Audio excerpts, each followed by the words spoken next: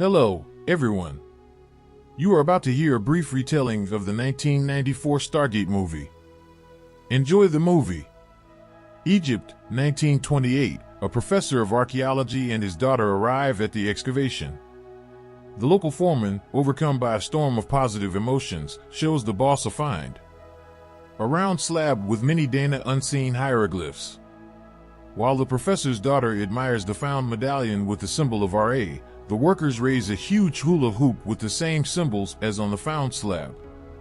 The professor is amazed by the find, which resembles some high-tech device, huge in size. 66 years later, the professor's already elderly daughter comes to a symposium on ancient Egypt. Before the scientific community is Dr. Daniel Jackson, he furiously tries to prove that the Pyramid of Cheops was built long before the 4th dynasty of the pharaohs. But the entire audience is outraged by such claims. His theory is perceived by the audience as nonsense, and the audience hurriedly leaves the performance. At an exit from a building, it approaches an unknown person and asks to sit down in the automobile. And the car waiting for him is the same Catherine Lanford, the professor's daughter. She is already aware of all the details of Dr. Daniel's life, from a detailed dossier. The woman offers the guy a job to decipher ancient Egyptian writings. Daniel tries to refuse, but Catherine convinces him to think about the proposal. Sometime later, 2 military men come to the main Colonel Jonathan O'Neill. The man is crushed with grief over the death of his son, who while playing with a gun accidentally wounded himself. The military reports to O'Neill that he has been restored to friendship. The next day, Daniel arrives at a military research center that is set up in a former nuclear bunker. He is met by a group of scientists who show the doctor a slab found 66 years ago in Giza. Amazed by what he sees, the doctor explains that the slab depicts hitherto unseen hieroglyphics. Daniel's task is to decipher their meaning. As a professor of archaeology, he immediately finds inaccuracies in the interpretation of some of the inscriptions. He now understands why the military is interested in 5,000-year-old writings. But the colonel enters and corrects the scientist, informing that the analysis showed the age of the discovery of 10,000 years. He is appointed head of the project, and all information from that moment has acquired the status of classified, and literally every decision must be coordinated with the colonel. 2 weeks later, Daniele is still unsuccessfully trying to unravel the meaning of the unknown symbols. There is no logical sequence in them, and the writing itself does not resemble any known ancient language. However, when he heads out for an extra cup of coffee in the middle of the night, he notices an image of the constellation Orion on the guard's paper. Snatching the sheet of newspaper from the military man unceremoniously, he compares the image to the Illumina writing and realizes that all the symbols are just constellations. So a council is called. Daniel reports the results of his research. The symbols are coordinates for space travel. The military is amazed that the guy managed in 2 weeks to decipher the meaning over which 2 years other scientists fought. The colonel presses the good to show Daniel what was behind the facing stone. He sees the very discovery before him. The Stargate is made of a mineral that doesn't exist on Earth. A team of technicians inputs the data decoded by the scientist into the computer, followed by a sequence of symbols from the facing stone. Daniel immediately manages to decipher the basic symbol for the starting point, the planet Earth, which is depicted slightly differently on the gate than on the facing stone. Thanks to this, the group of specialists successfully activates the device. A huge funnel is formed in the center of the gate. The surface then assumes a more stable state. The military launches a drone with a bunch of sensors inside. The drone passes through the gate and before they shut down, manages to transmit information about its location. It's in another galaxy. Having analyzed atmospheric data, scientists conclude that on the other side of the gate the atmosphere is absolutely identical to Earth's. The drone managed to transmit an image of a part of the Stargate from the other side. It shows completely different symbols. The military intends to study the symbols first, then continue the mission, but overexcited because of Daniel's success assures him that he will be able to decipher them if he gets to the other side. After much deliberation, the military mimics the group with equipment to explore a gate in another galaxy. Daniel takes with him a pile of literature devoted to the study of Egyptian civilization. Catherine gives him a medallion found 66 years ago, the medallion symbolized by Ra. The technicians start the gate and the group with all the equipment goes through the portal. After teleportation, Frost appears on the people. After regaining consciousness, the group passes to the ancient corridor and finds themselves in the middle of the desert, on an unknown planet. The structure where the gate is located on this planet is an exact replica of the Pyramid of Cheops in Egypt. While the military gathers data about the area, Daniel circles around the structure in search of information. The colonel commands everyone to wrap up and go to the ground, but Daniel says that to decipher the symbols, he needs a facing slab like the one that was on the ground. Without it, he will not be able to open the gate. Everyone is puzzled that Daniel didn't warn them about this before sending them to another planet. One of the military pushes the scientist in anger. The colonel calms the soldier down. I hope you understand why all the soldiers reacted so violently to the news that they will be stuck in this desert for a long time. Back at the camp, one of the soldiers again takes to drilling the scientist for his inaction. At this time, the colonel puts the atomic bomb on alert. His assistant arrives and Balkan successfully hides the explosive device from him, hence out of the entire group only Colonel Anil is informed about it. And he has a separate mission, secretly from all the members of the expedition. Meanwhile, Daniel is sitting down to eat a snack among the dunes. His eyes fall on mysterious footprints in the sand.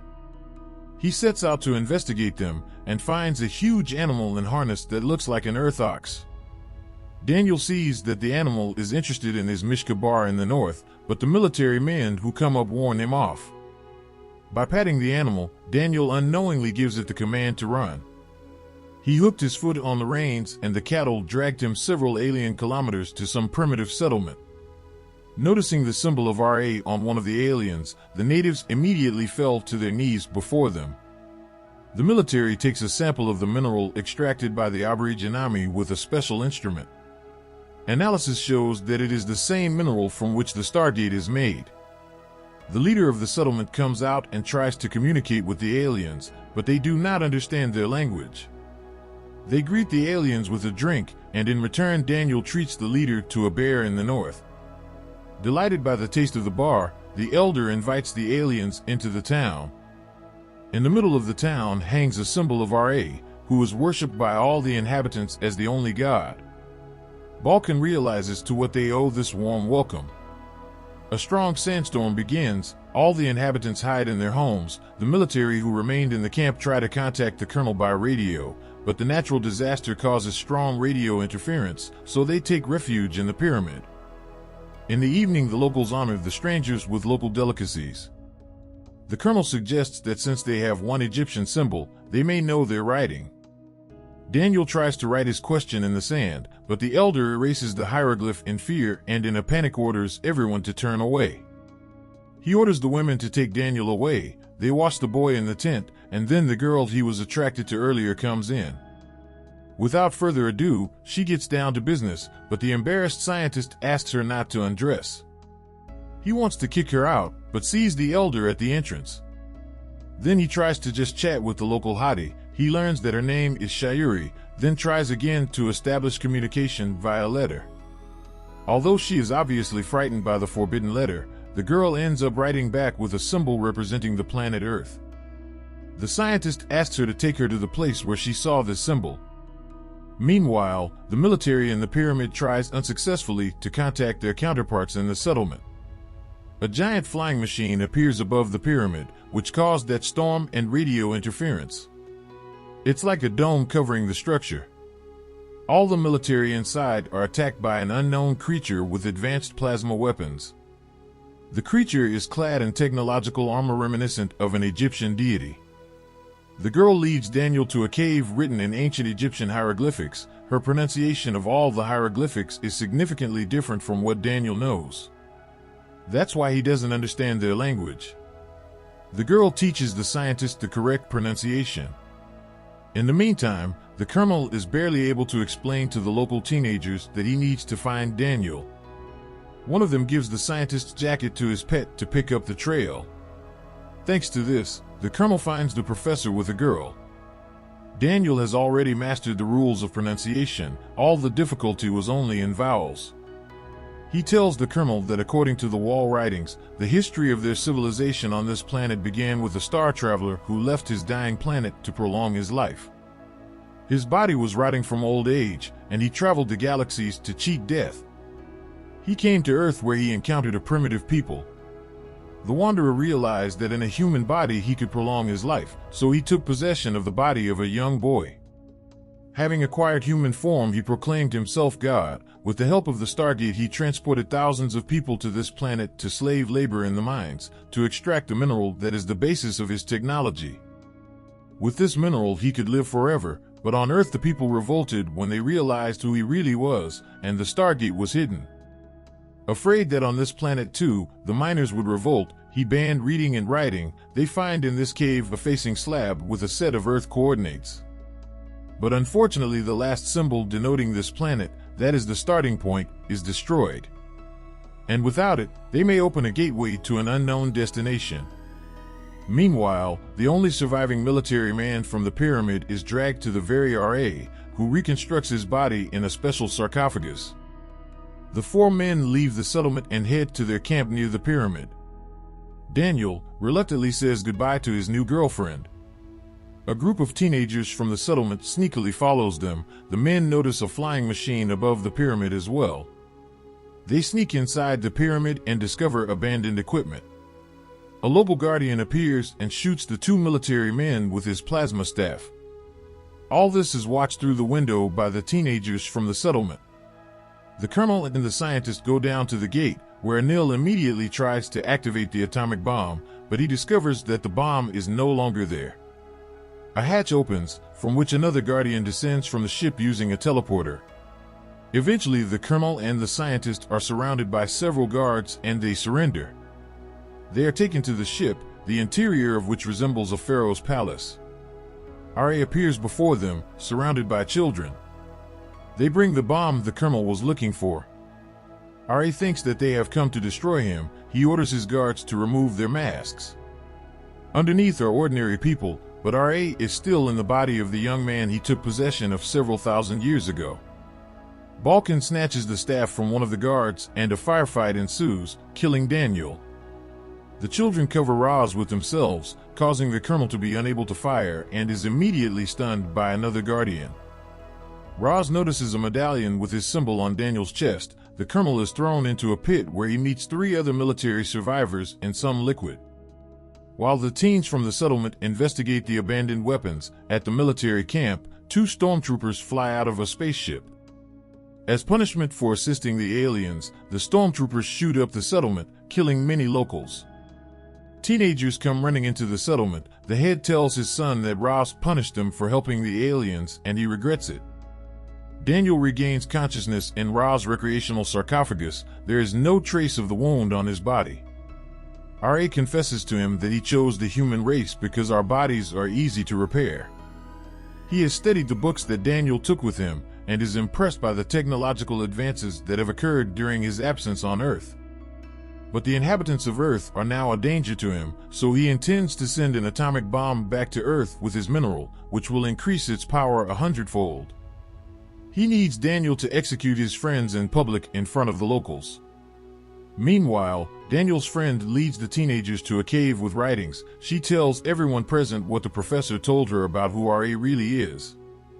According to these writings, where their people came from and how humans evolved on Earth through freedom. The next day, Ra summoned all the inhabitants for a public execution. The guardian hands the scientist a staff. Daniel points the staff at the military. At that moment, the guys from the settlement give him a sign that they are ready to fight. The guy turns around and fires a shot at Raz, and a scuffle ensues, during which the Earthlings manage to blend in with the crowd. Despite heavy casualties during the escape, the men with the advance party celebrate their small victory. Everyone present is ready to go into battle against Raz and his fighters, and only the colonel is against the idea. Because he knows firsthand how dangerous it is to trust children with weapons. Balkan admits that his assignment was to send the squad back to Earth, and to stay on this planet and destroy the stargate on this side, and if he sees any danger, he will send it to Earth, along with the mineral he mines here, and then its explosion will be 100 times more powerful than a normal bomb. The guards report to RA that they have failed to locate the fugitives. RA, in anger, executes one of his soldiers. At the camp, the children laugh at Daniel, who is trying to cook dinner.